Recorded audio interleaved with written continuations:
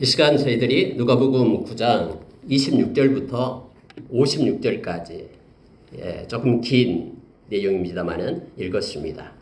또 다 플롯이 있고 이야기가 있기 때문에 여러분 읽으면서 어떤 내용인지는 다 알 수가 있었을 것입니다. 여러분 오늘 이 말씀을 우리가 묵상하면서 저는 마태복음 11장 28절에서 30절의 말씀이 생각이 났습니다. 그래서 거기에서 제목을 잡았습니다. 수고하고 무거운 짐진 자들아 다 내게로 오라. 내가 너희를 쉬게 하리라. 나는 마음이 온유하고 겸손하니 내 멍에를 메고 내게 배우라. 그리하면 쉼을 얻으리니 이는 내 멍에는 쉽고 짐은 가벼움이라 하시니라. 라는 말씀입니다. 여러분과 저는 주의 멍에를 메는 자입니다. 그리고 주께 배우는 이들입니다. 여러분 그 컴파스 바이블 스터디라는 책이 있습니다. 아주 긴 많은 책이죠. 그걸 썼던 웨인이라는 그런 신학자는 우리가 멍에를 맨다는 것을 어떻게 표현했냐면 이렇게 표현합니다. 사람이 굉장히 좁은 문으로 좁은 문으로 가게 되는데 그 좁은 문은 다른 것을 가지고는 갈 수 없는 그런 문입니다. 예를 들어서 우리가 짊어지고 있는 멍에도 우리가 가지고 있는 짐을 가지고도 그 좁은 문을 들어갈 수가 없습니다. 근데 그 좁은 문을 통과해야지만이 주의 멍에를 맬 수가 있는 것입니다. 주의 짐을 질 수가 있다고 말합니다. 그래서 사람들은 선택을 해야 됩니다. 그 문 앞에 서서 나의 멍에를 메고 나의 짐을 지고 살기 위하여 그 문을 통과하지 않고 뒤돌아설 것인가? 아니면은 주님의 멍에를 메고 주님의 짐을 지기 위하여 나의 멍에와 짐을 내려놓고 그 문을 통과해서 가서 주님의 멍에와 짐을 메고 질 것인가? 이것을 결단해야 된다고 말합니다. 바꿔 얘기하면은 나의 것을 내려놓지 않고는 주님의 것으로 덧입을 수가 없다라는 것을 말하고 있습니다. 여러분 누가복음 9장 23절 이 앞전에 우리가 봤던 말씀이죠. 아무든지 나를 따라오려거든 자기를 부인하고 또 날마다 자기 십자가를 지고 나를 따를 것이니라라고 우리에게 가르쳐주죠. 예수를 믿는 사람들, 예수의 제자라고 이름표를 붙인 사람들은 예수님을 따르는 이들입니다. 그들은 예수님과 함께 동행하는 이들입니다. 그들은 자기의 멍에를 메고 자기의 짐을 지고 가는 이들이 아니라 예수 그리스도의 멍에를 메고 예수 그리스도의 짐을 지고 가는 이들입니다. 여러분 우리가 9장 앞에서 그렇게 말하니까 예수님의 제자들이 그 예수님의 멍에를 우리가 어떻게 메지? 예수님의 짐을 우리가 어떻게 지지? 이렇게 마음속에 생각했을 것입니다. 그런데 여러분 오늘 9장 읽은 26절부터 우리가 읽은 말씀 가운데서 우리가 배울 것이 있습니다. 예수님의 멍에를 맨다는 것이 무엇인지를 말씀은 우리에게 가르쳐줍니다. 그리고 우리가 예수님께 멍에를 메고 또 예수님께 배운다는 것이 무엇인지를 우리로 하여금 알게 합니다. 그래서 오늘 읽은 말씀 가운데 몇 가지만 크게 두 가지 그런 카테고리로 생각을 하면서 말씀을 나누기를 원합니다. 하나는 멍에를 맨다는 것이 어떤 의미인가라는 것하고요. 또 하나는 예수님께서 우리가 배운다라는 것이 어떤 상관의 의미를 갖는가, 어떻게 하는 것이 예수님이 우리를 가르치고 배우는 것인가에 대해서 두 가지 이 범주를 가지고 말씀을 잠깐 나누기를 원합니다. 여러분 오늘 26절에 보면은요. 누구든지 나와 내 말을 부끄러워하면 인자도 자기와 아버지와 거룩한 천사들의 영광으로 올 때에 그 사람을 부끄러워하리라.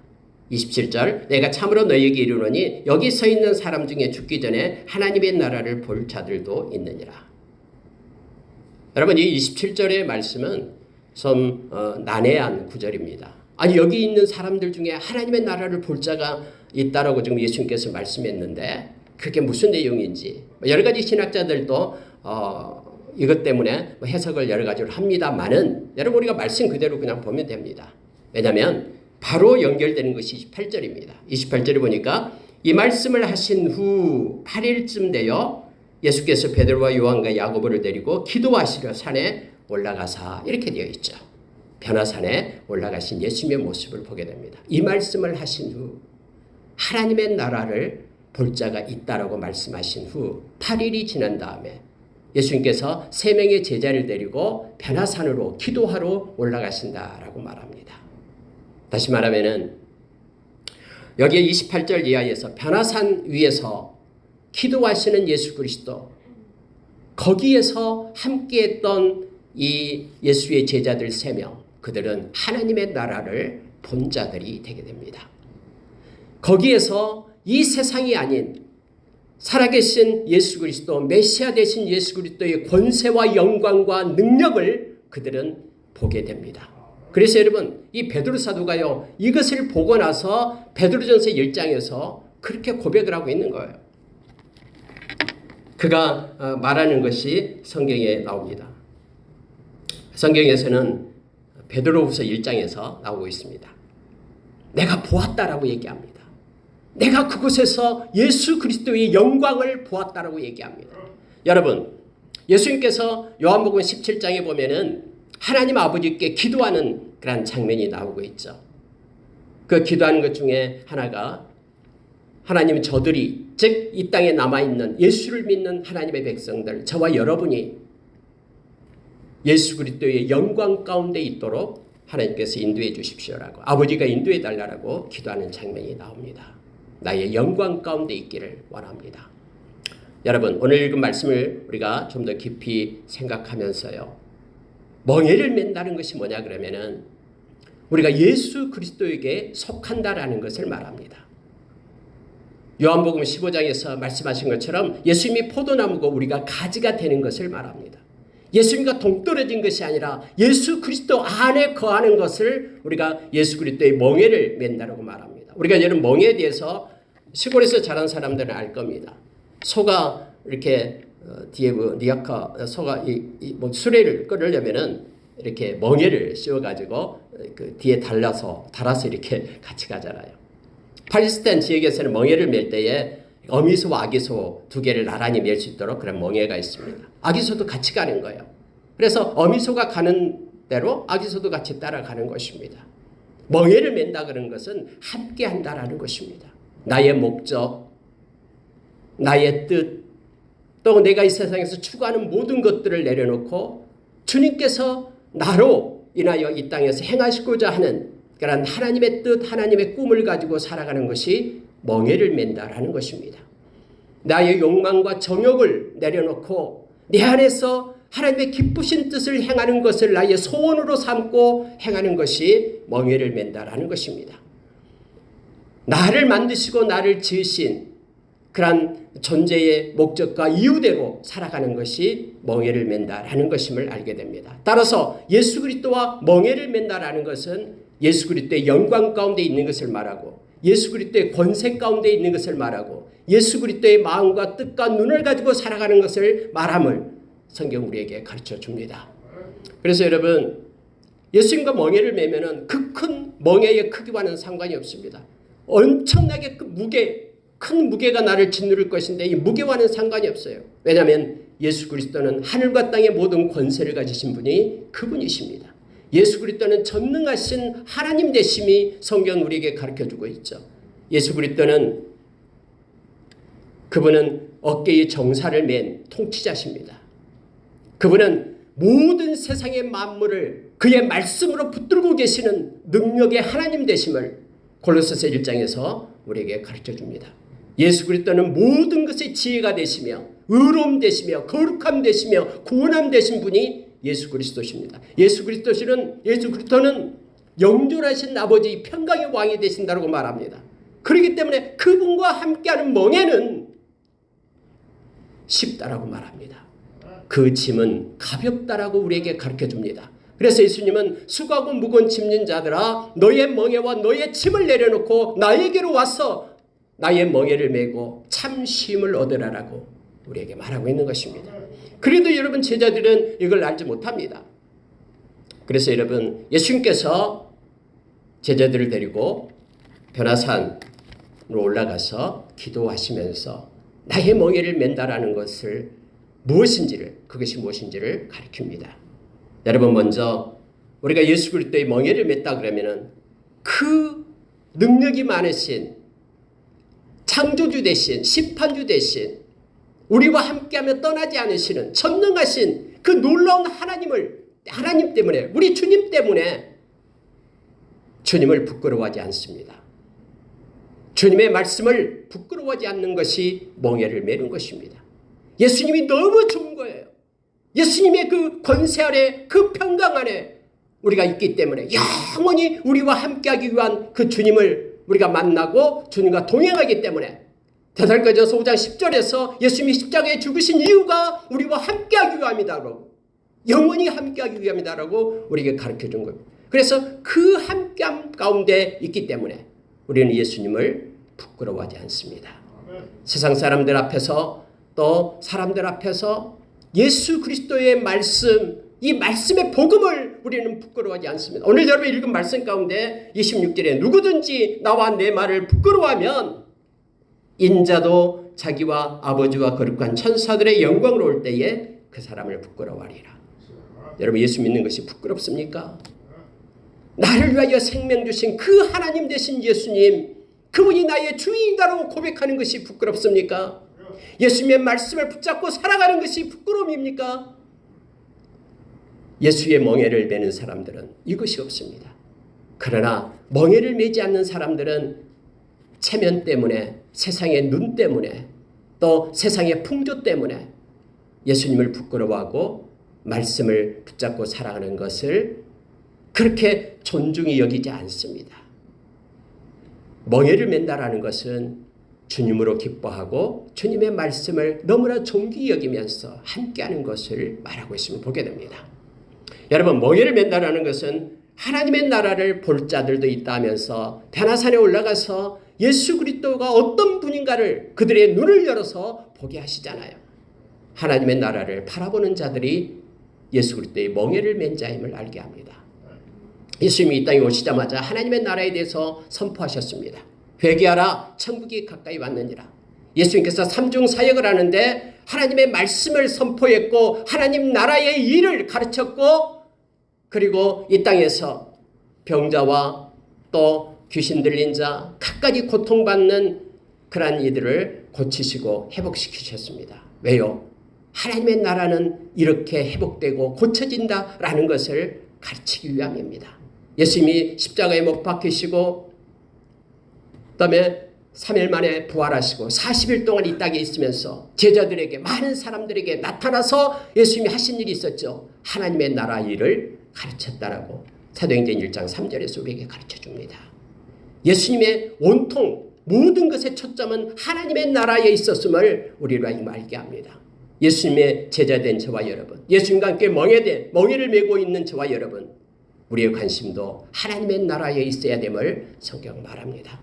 빌립보서 3장에서는 저와 여러분 비록 이 세상에 살고 있지만은 이 세상에 속한 자가 아니라 하나님의 나라의 시민권을 가진 하나님의 나라 백성됨을 우리에게 말합니다. 예수님의 멍에를 메는 자는 이 땅에서 천년 만년 살 것처럼 이 땅의 논리와 가치로 사는 자들이 아니라 하나님의 나라의 논리와 가치로 사는 하나님의 백성됨을 알게 합니다. 이걸 가르쳐주기 위해서 너희들 중에 하나님의 나라를 볼 자가 있다고 말하면서 변화산에 올라가서 베드로와 요한과 야고보를 데리고 가서 이 시간에 산 위에서의 모습, 하나님의 나라를 가르쳐줍니다. 여러분 예수님께서 기도할 때에 그의 모습이 변화가 됩니다. 용모가 바꿔졌다고 말합니다. 하얀 옷을 입은 모습으로 또 빛이 나는 광채가 있음을 말해주고 있습니다. 주의 영광이 나타났다고 말합니다. 그 하나님의 영광, 시내산에서 내렸던 하나님의 영광과 동일한 이 변화산 위에서의 예수 그리스도의 영광이 나타났다고 말합니다.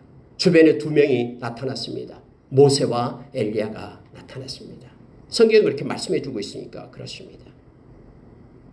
여러분 모세는 제사장을 나타내죠. 율법을 행사하는 제사장. 엘리야는 선지자를 나타내고 있죠. 하나님의 말씀을 전하는 선지자. 여러분 우리가 모세오경이 토라는 중심이 레위기입니다. 레위기는 뭡니까? 제사를 말하고 있는 것입니다.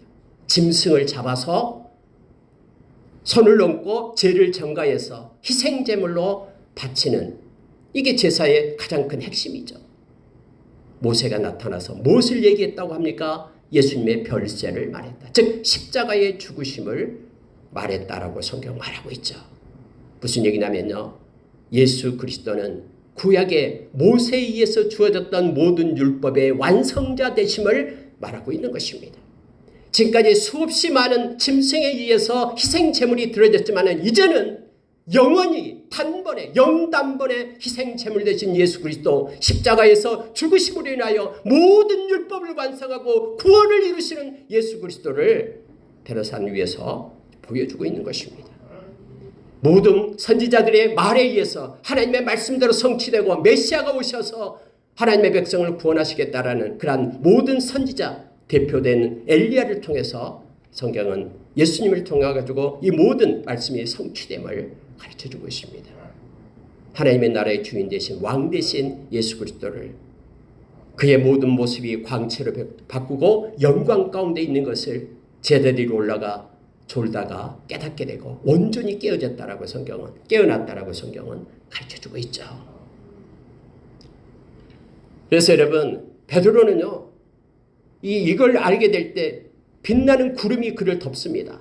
하나님 아버지가 그 구름 속에서 말을 합니다. 말씀을 하시는데 이는 내 사랑하는 아들이고 내 기뻐하는 자다. 너희는 그의 말을 들으라. 그들이 엎드려서 하나님의 나라를 바라보면서 예수 그리스도의 영광 가운데 그들이 있게 됨을 알게 됩니다. 그 권세와 능력을 그들이 깨닫게 됩니다. 그래서 베드로가 자기가 무슨 말을 한지도 모르고 우리 내려가지 맙시다. 여기에 집을 지읍시다. 예수님을 위하여 모세를 위하여 엘리야를 위하여 우리가 이곳에서 삽시다. 자기가 말했으면서도 그 말이 무슨 뜻인지 몰랐다라고 성경은 기록하고 있죠. 여러분 멍에를 맨다라는 것은 예수 그리스도의 권세와 이 영광과 이곳에 함께하는 것임을 말합니다. 그의 고난 십자가를 말하고 있기 때문에요. 예수님이 어떻게 별세해야 될까를 말하죠. 그래서 십자가의 고난과 영광 가운데 함께하는 것을 말합니다. 로마서 6장에 보면은 우리가 예수 그리스도를 믿고 세례를 받는 것은 그와 연합된 자가 된다라는 것을 말한 데 있죠. 그의 고난과 연합된 자가 그의 영광과 함께 연합된 자가 됨을 알게 합니다. 멍에를 매는 것은 주님과 함께하는 것입니다. 하나님의 나라를 바라보는 자가 되는 것입니다. 그래서 이 땅의 가치와 논리를 내려놓고 하나님의 말씀에 의지해서 삶의 중고점 삼고 나가는 이들이 바로 예수 그리스도의 멍에를 매는 자임을 매는 것임을 성경은 가르쳐줍니다. 그렇습니다. 주님의 고난과 영광과 권세를 입는 것임을 성경은 말해주고 있습니다. 여러분 우리가 예수 그리스도의 멍에를 메고 예수 그리스도에 속한 자로 이 땅에 살아간다라는 것은 우리에게 큰 행복이고 기쁨입니다. 잠깐 고난은 장차 나타날 영광과 좋게 비교할 수가 없습니다. 물론 여러분 이 세상에 갈 때 핍박을 받고 어려움을 당합니다. 제가 어제는 집에 있을 때 이 커버디스라는 옛날 영화를 다시 한번 이렇게 좀 봤습니다. 네로 황제가 수많은 사람들을 이렇게 죽이잖아요. 예수 믿는 그것 때문에 노마에 불을 질러놓고 그 크리스천들이 그렇게 했다라고 뒤집어 씌우면서 수많은 크리스천들을 핍박하잖아요. 그 운동장 가운데 굶주린 사자들을 풀어가지고 막 다 물어 죽이는 거예요. 또 막 나무에 딱 묶어놓고 산채로 밑에 불을 질리면서 그렇게 화형시키면서 좋다고 박수치면서 그랬어요. 그러나 여러분 그 영화에서도 그랬습니다마는 그들이 다 하나님을 찬양하면서 하나님께 영광을 돌립니다. 그러면서 죽어갔습니다. 잠깐의 고난은 장차 나타날 영광과 하나님의 나라를 바라보는 자들에게는 이것이 아무것도 아님을 그래서 주님을 떠나지 않고 돌아서지 않고 끝까지 믿음을 지켜내는 우리의 믿음의 선진들이 있었기에 저와 여러분에게까지 이 복음이 전달되어 생명 얻는 역사가 우리 가운데 일어나게 됨을 우리가 알게 됩니다. 여러분 주의 고난과 영광과 권세에 참여하는 것이 예수 그리스도의 멍에를 매는 것임을 성경은 오늘 가르쳐줍니다. 오늘 여러분 말씀 가운데 보면은요, 이 산 위에서 특히 35절에 한번 보십시오. 구름 속에서 소리가 나서 이르되 이는 나의 아들 곧 택함을 받은 자니 너희는 그의 말을 들으라. 주님만을 바라보고 그리고 나머지 이제 구름이 거치고 나면 다음에 36절 보십시오. 소리가 그침에 오직 예수만 보이더라 라고 말합니다. 다 사라지고 오직 예수만 남게 되었음을 알게 합니다. 물론 여러분 여기에서 어떻게 엘리야가 왔고 어떻게 모세가 왔고 무슨 뭐 강신술이 있으니 어쩌니 이거하고는 상관이 없어요. 하나님의 능력 가운데 있으면은 모든 것을 하나님이 하실 수 있잖아요. 그래서 하나님의 그런 전지전능하신 능력을 우리가 생각한다 그러면은 모든 것을 하실 수 있는 하나님을 우리가 기억합니다. 예수만을 바라보면서 남아있는 예수만을 바라보면서 그리고 그의 말씀에 순종하는 것이 우리가 예수님의 그런 멍에를 우리가 매는 것이다라는 걸 기억하길 원합니다. 내가 수차 말씀을 나눴습니다마는 요한복음 8장 31절에서 예수님의 제자들은 예수 그리스도의 말씀 안에 거하는 자들이 예수님의 제자라고 말합니다. 그 말씀은 알레theia 진리죠. 이 진리 말씀 안에 거하는 말씀에 순종하는 이들은 하나님을 사랑하는 자죠. 예수님을 사랑하는 자죠. 뿐만 아니라 그게 믿음이다라고 요한복음 3장 36절에서 우리에게 가르쳐 줍니다. 그리고 그 진리를 가지고 있는 자, 이 말씀을 붙들고 있는 자들은 모든 것으로부터 자유함을 누린다라고 우리에게 요한복음 8장 32절에서 가르쳐주고 있습니다. 예수 그리스도의 멍에를 매는 것, 예수님은 당신의 모습을 가르쳐주면서 나와 함께하는 것이 이런 것이다라고 그들에게 말합니다. 그래서 여러분 이것을 보았던 베드로는 다음에 여러분 예수님이 부활승천하신 후에 이 예루살렘의 교회를 세울 때 중추적인 역할을 하는 분이 바로 베드로였잖아요. 베드로가 베드로 후서 1장에서 그렇게 고백을 합니다. 내가 변화산상에서 예수 그리스도의 영광을 보았다. 그런데 그 영광뿐만 아니라 또 하나가 있는데 그게 바로 예언의 말씀이다. 이 말씀은 우리가 보는 것보다도 더 정확하게 역사를 이루고 삶을 나타내기 때문에 우리에게는 말씀이 있다라고 말하면서 말씀을 의지하는 것을 보게 됩니다.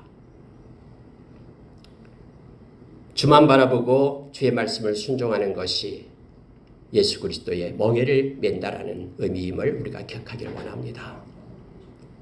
여러분 이렇게 예수님의 멍에를 맨 자는 날마다 예수 그리스도를 따르는 자가 됩니다.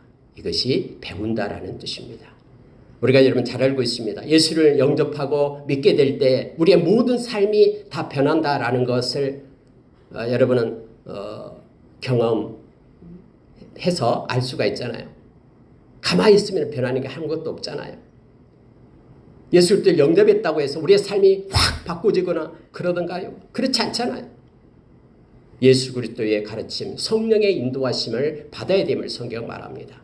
요한일서 2장 27절에서 우리의 마음 가운데 성령의 기름 부음이 있을 때 우리는 모든 것을 알고 깨닫게 된다라고 말합니다. 성령께서는 우리를 진리 가운데로 인도하신다라고 요한복음 16장 13절에서 우리에게 가르쳐주고 있죠. 진리, 말씀 가운데로 인도하며 우리를 가르칩니다.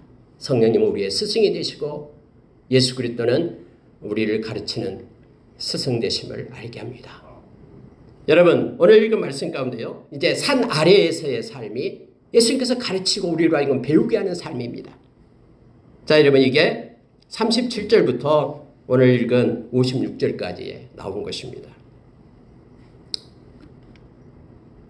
예수님이 변화산에서 내려갑니다. 근데 많은 제자들이 웅성거리면서 있습니다.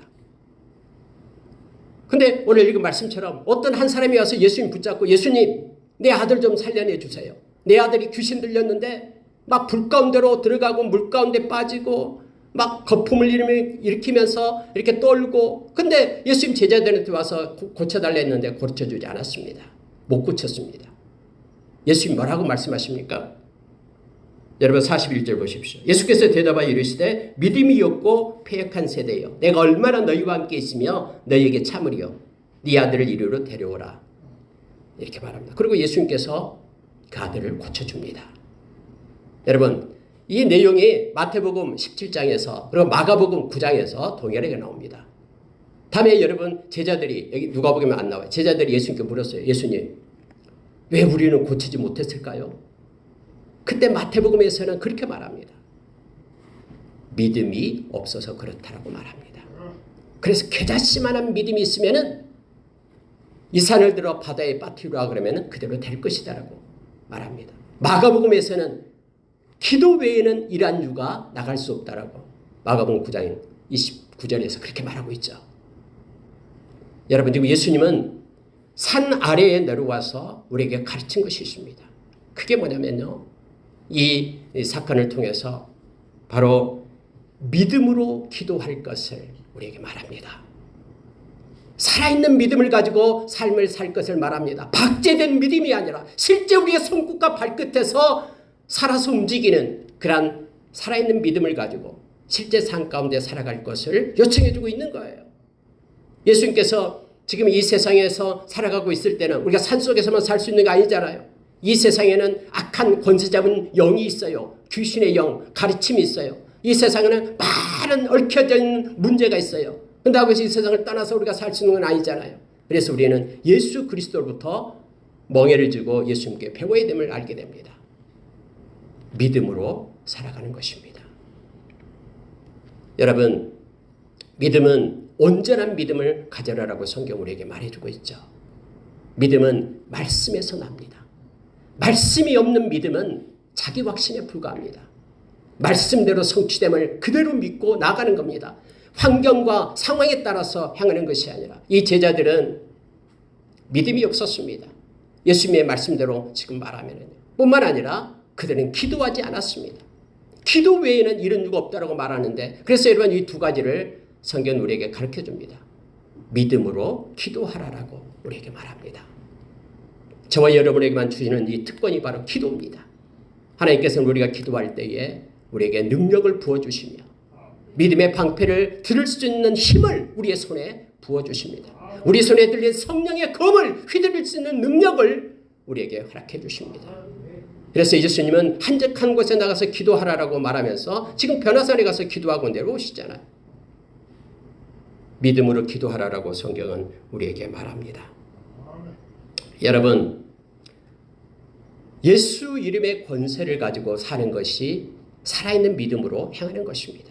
이미 여러분, 저와 여러분에게는 예수의 권세가 입혀져 있잖아요. 뿐만 아니라 여러분, 골로새서 3장 17절에서 우리가 말에나 일에나 예수 그리스도 이름으로 하라라고 말합니다. 마가복음 16장 18절에서는 믿는 자에게 이런 표적이 있다는다라고 말하면서 내 이름으로 귀신을 쫓아내며 라고 말하고 있죠. 자기의 영달을 위하여 일하지 말고 예수 그리스도의 영광을 위하여, 예수 그리스도의 이름을 위하여 이름의 권세를 힘입고 살아가는 믿음의 사람들이 저와 여러분 되기를 원합니다. 뿐만 아니라 기도 외에는 이런 능력이 없다라고 말합니다.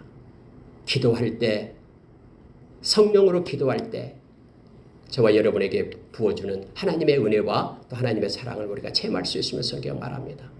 요한일서 5장 우리가 13절 이하에서 우리의 가진 바 담대한 것이 이것이다라고 말합니다. 그의 뜻대로 구하면 우리가 주님께서 우리에게 허락해 주신다고 말하죠.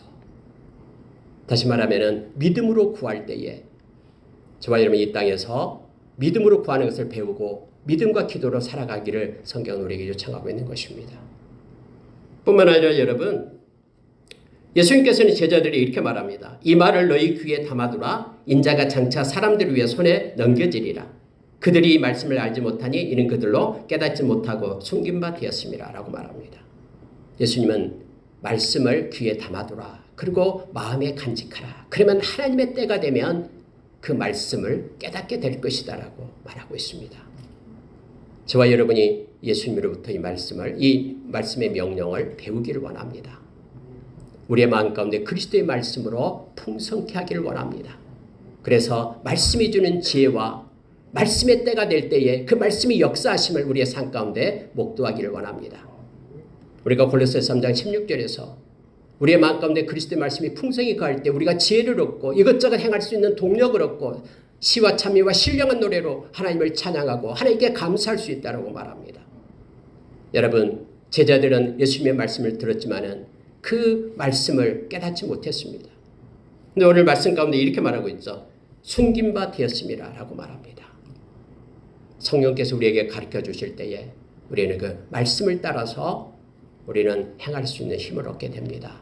바꿔 얘기하면 우리의 마음 가운데 주의 말씀을 묵상하고 말씀을 귀에 담고 마음에 간직하게 될 때 하나님의 때에 하나님의 그 말씀을 통해서 역사하심을 우리로 하여금 알게 합니다. 이걸 배우기를 원합니다. 여러분, 주의 이름으로 겸손하라라고 오늘 말씀합니다. 제자들은요, 누가 크냐라고 논쟁이 붙었습니다. 내가 더 크다, 베드로가 더 크다, 누가 더 크다. 예수님께서는 그들을 불렀습니다. 그리고 어린아이 한 명을 세우고서 말합니다. 이 작은 자를 섬기는 것이 큰 자다라고 가르쳐줍니다. 세상의 논리는 권세가 있고 힘이 있고 돈이 있고 또 능력이 있고 그러면은 큰 자라고 봅니다. 그러나 예수 안에서는 하나님의 나라의 그런 가치와 논리를 가지고 살라고 말하면서 예수님이 가르쳐준 게 바로 이겁니다. 예수 안에서 주의 이름으로 겸손하라라고 말합니다.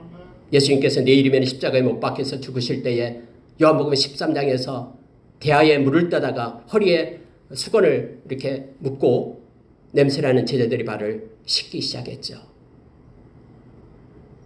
그럴 때 예수님이 씻고 나서 예수님이 뭐라고 말씀하십니까? 내가 너희들에게 할 말이 있다. 내가 너희들이 주가 되어서 너희들의 선생이 되어서 너희들의 발을 내가 씻겠다. 그런데 내가 이렇게 한 이유는 너희들이 나를 본받게 하기 위하여 내가 이렇게 했다. 그러니 너희들은 서로 섬겨라. 낮은 자가 낮아진 자가 가장 큰 자가 된다. 하나님의 나라의 논리를 그들에게 가르친 거예요. 여러분, 그때 당시 어린아이는 가장 보잘것없는 존재입니다. 많이 죽기도 했지만은. 그래서 여러분, 어린아이를 세웠다라는 것은요, 예수 그리스도가 이를 섬기는 자가 큰 자다라고 세상과는 다른 것을 가르쳐주고 있는 것을 보게 됩니다. 예수님은 나에게 배우라라고 말합니다. 나는 마음이 온유하고 겸손하니. 예수님의 마음은 겸손입니다. 하늘의 보좌를 버리고 저와 여러분을 살리기 위하여 이 땅에 오셔서 가장 극악한 죄인이 죽은 십자가에서 우리 대신 예수님께서 겸손으로 생명을 주어서 우리를 섬겼잖아요. 그러면서 나를 본받으라라고, 그래서 서로 사랑하라라고 그렇게 말씀합니다. 이걸 보고 있던 베드로는 그렇게 말하죠. 우리가 잘 아는 베드로전서 5장 5절 6절에서 너희들은 겸손으로 허리에 겸손으로 띠를 띠라라고 말합니다. 그리고 예수 그리스도의 이름으로 서로 섬길 것을 우리에게 말해주고 있음을 보게 됩니다. 여러분과 제가 이것을 배우기를 원합니다. 마지막으로 여러분, 이 두 가지 사건이 나옵니다. 하나는 뭐냐면요, 요한이 그렇게 말합니다. 예수님, 저기 갔더니 어떤 사람이 예수님 이름으로 귀신을 쫓아내요. 근데 그 사람 우리를 따라다니지 않아요. 우리에게 속한 자가 아니에요. 그래서요, 그거 못하게 했어요. 당신이 누군데 예수의 이름으로 귀신을 쫓아내냐고, 하지 말아라고, 하려면 우리에게 속하라라고 그렇게 얘기했어요. 칭찬할 줄 알았는데 예수님께서 뭐라고 얘기합니까? 꾸짖었다라고 말합니다. 자, 50절 보십시오. 예수님께서 그렇게 말합니다. 예수께서 이르시되 금하지 말라. 너희를 반대하지 않는 자는 너희를 위하는 자니라 라고 말합니다. 사람들은 자기가 갖는 권리가 있고 또 자기가 행하는 것을 맡으면요, 그것과 반대되는 의견을 가지고 행하는 사람들을 싫어합니다. 또 하나 사건이 여러분 나오고 있는데 뭐냐면은, 이제 예수님께서 승천하실 기약이 돼서 예루살렘으로 올라가려고 하는데 이제 사마리아 동네를 건너가게끔 돼 있어요. 근데 사마리아 사람들이 물어요. 왜 이를 통과하렵니까? 우리 예루살렘에 올라가려고 한다. 그랬더니 그들이 통과 못하게 했다라는 거예요. 그러니까 여러분, 여기 보니까 야고보와 요한이 뭐라고 얘기하냐면요, 주여, 우리가 불을 명하여 하늘에서부터 내려 저들을 멸하라 하기를 원하시나이까? 이미 여러분 변화산에서 하나님의 예수님의 권세를 알잖아요. 보잖아요. 얼마나 위대하고 그분이 얼마나 존귀한 걸 알잖아요. 그래서 능력도 알죠. 그래서 하늘에서 불이 내려와서 이 말 살라버리게 할까요? 라고 말하는 거예요. 왜요? 우리를 통과하게 하지 못한다고 하니까. 근데 예수님이 이걸 보고 꾸짖었다라고 얘기합니다. 그러지 마라 하면서 다른 마을로 갔다라고 성경이 말합니다. 여러분, 이 두 사건이 무엇을 지금 제자들에게 가르치고 있습니까? 바로 관용과 온유의 마음을 가져라라고 말합니다. 우리가 권리가 훼손을 받을 때 우리는 참지 못하잖아요. 마음에 막 분노가 일어나고 마땅히 나의 권리를 포기하지 않고 그것 때문에 막 죽일 놈 살릴 놈 하면서 막 불평하고 원망도 하잖아요. 애매한 고난을 받을 때 너무나 힘들잖아요. 근데 여러분, 예수 그리스도는요, 우리에게 가르쳐 줍니다. 하나님은 진실하시고 공의로우신 하나님이십니다. 하나님은 모든 걸 다 보고 계시고 알고 계세요. 그래서 모든 것을 보상해 주실 수 있는 능력도 하나님께 있는 거예요. 그 하나님을 우리가 바라보며 나아가기를 원합니다. 그러면서 예수님께 배우는 것은 관용을 배우라라고 얘기합니다. 제자들이 귀신 쫓아내는 거 우리에게 속하지 않았으니까 하지마 하는 것이 아니라 바울 사도는 이걸 가지고 우리에게 가르쳐 준 게 있죠. 빌립보서 1장에서 우리에게 말합니다. 내가 지금 옥에 갇혀 있다. 그래, 내가 옥에 갇혀 있으니까 내가 옥에 갇혀 있는 것을 좋아하는 사람들도 있다라는 거예요. 싫어하는 사람도 있고요. 근데 내가 좋아하는 사람들은 막 열심을 내어서 그리스도를 전하고 있어요. 바울 사도가 갇히니까 옥에. 그래서 바울 사도가 그렇게 말합니다. 어떻게 하든 예수 그리스도 이름이 증거되기 때문에 나는 기뻐하고 기뻐한다. 저들이 나를 미워한다 할지라도. 어디에 초점을 두는가가 중요한 것을 보게 됩니다. 여러분, 성경은 땅의 지혜가 있다라고 말합니다. 하늘의 지혜가 있다라고 야고보서 3장에서 우리에게 가르쳐주죠. 17절 이하에서요. 근데 땅의 지혜의 특징은 뭐냐면은 시기와 다툼이에요. 하늘의 지혜의 특징이 뭐냐면은 관용이에요. 성결, 그리고 화평, 그리고 관용, 그리고 긍휼. 이것이 하늘의 지혜의 특징이라고 얘기합니다. 그래서 여러분, 다툼이 있고 시기가 있는 것이 아니라 예수 그리스도로부터 우리는 관용을 배우기를 원합니다. 예수님의 마음은 온유한 마음이라고 했습니다. 온유는 모든 물들이 바다로 향하듯이 바다가 다 수용하듯이 받아들일 수 있는 넉넉한 마음, 관용과 온유의 마음을 예수님은 배우라라고 말합니다.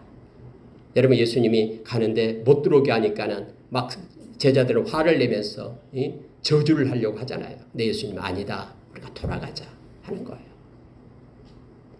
하나님은 우리에게 모든 것들을 다 보고 계시고 알고 계십니다. 그리고 주님의 마음을 가지고 우리가 이 땅을 살아가길 원합니다.